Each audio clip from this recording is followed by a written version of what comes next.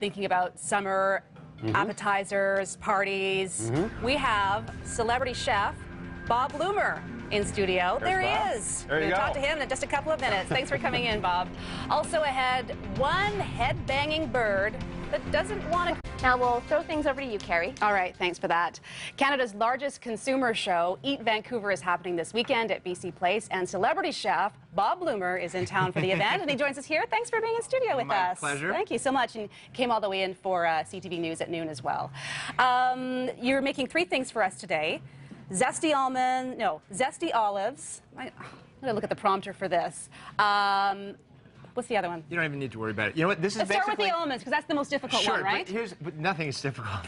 Here's what I decided. You know, I've been coming to eat for 10 years. I do all sorts of crazy things on stage. I make entrees that look like they're cupcakes. I make desserts that look like they're French fries. I was thinking to myself, what should I make today for you guys? And it's the beginning of the summer, you know, entertaining season. And I thought, why not just like bring it down? Something really simple, really functional. So I'm going to show you three things that you can throw out when your guests arrive, just to give them a bit of a nibble or something, distract them so you can finish off what you're doing. Okay, I'm going to get it away from the hot pan. Sure. So the first thing are some almonds, and we're just going to start with some raw almonds. Also, these are all quite economical because we're just starting with really basic ingredients. Stuff, okay. So some almonds, a little bit of rosemary, and I'm going to finish this when it's done with some salt. Just need to turn this down a tiny bit. Love these stoves. Not. Okay. Get rid of that. Here's an amazing trick. Costs you nothing to do. You've bought your olives. Yep. You want to put your olives out. You're thinking to yourself, geez, do I just want to put out olives that I bought? Maybe you want to do something to fancy them up a bit. Okay. Take an orange and a microplane. Now, if you can just zoom in right on the olives there. A little bit of zest, which, by the way, delicious. Costs you nothing because you can still eat the orange after. Right? And look how fancy that is. Gives some beautiful brightness to the olives. Okay. A little chunk of Parmesan Reggiano. Now, you're probably accustomed to having this shaved onto your pasta, right? But just have a little bite of that when you have it as a chunk.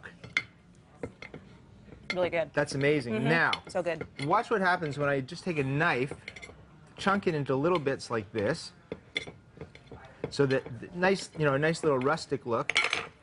Pile them into a bowl. So people can just take that. Yeah. Now you just take a bit of your best honey. Okay.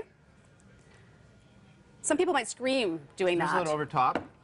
I would never think to do that. A little bit of black pepper. That's it. This now taste that. Taste that. Okay. Right there. So gooey.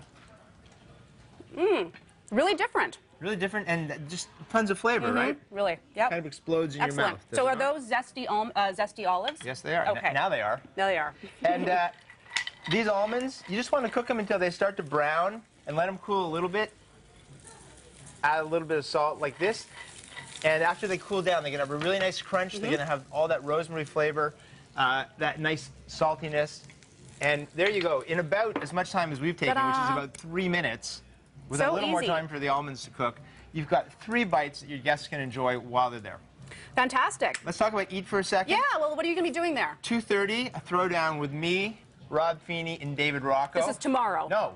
Today. This is like, get out there. So you're going there right away. Okay, today. Yeah. And then at 5 o'clock and at 8 o'clock, I'm going to be doing my own 1-hour shows with some crazy throwdowns with the audience members, a Glutton for Punishment triathlon. It's going to be nuts. When you say throw down with the other chefs, what's going to happen there? That means there's going to be one secret ingredient. We've all got a few pantry items, and we have to come up with some kind of amazing picnic lunch in 20 minutes. I like it. Very competitive. There's a lot of egos on the line here. Don't believe kidding. anything that David Rocco or Rob Feeney might have told you about, we're just pals, we're just hanging around. This is all about the bragging rights. None of us want to have to go home tonight knowing that we didn't win. Tell me a little bit about your new cookbook. That is my new cookbook, Glutton for Pleasure. I'm done with the punishment.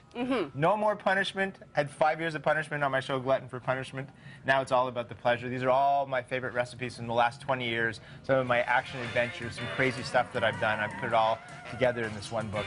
Some other crazy stuff that you've done at world's weirdest restaurants. You go around the world and to go Yeah, to but that's a you see restaurant some in really that's a strange restaurant stuff. in Taiwan where they serve you curry out of little toilet bowls.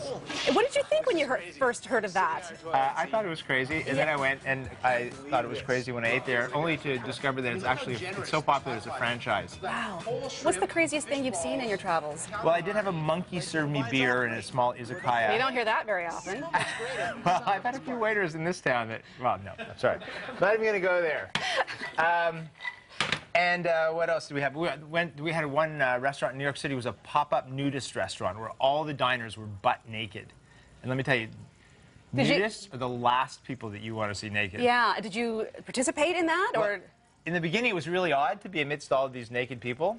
And then at the end, it was kind of really odd to be the only person who was clothed. Has clothes on. So I took my clothes off. Okay, good for you. Just in deference to them. When in Rome, right? Exactly. All right, Bob Blumer joining us in studio. Thank you very much. Good luck at Eat Vancouver and good luck with the friendly competition. Thank you very much. There's lots more still ahead, including sports and entertainment. You're watching CTV News at noon.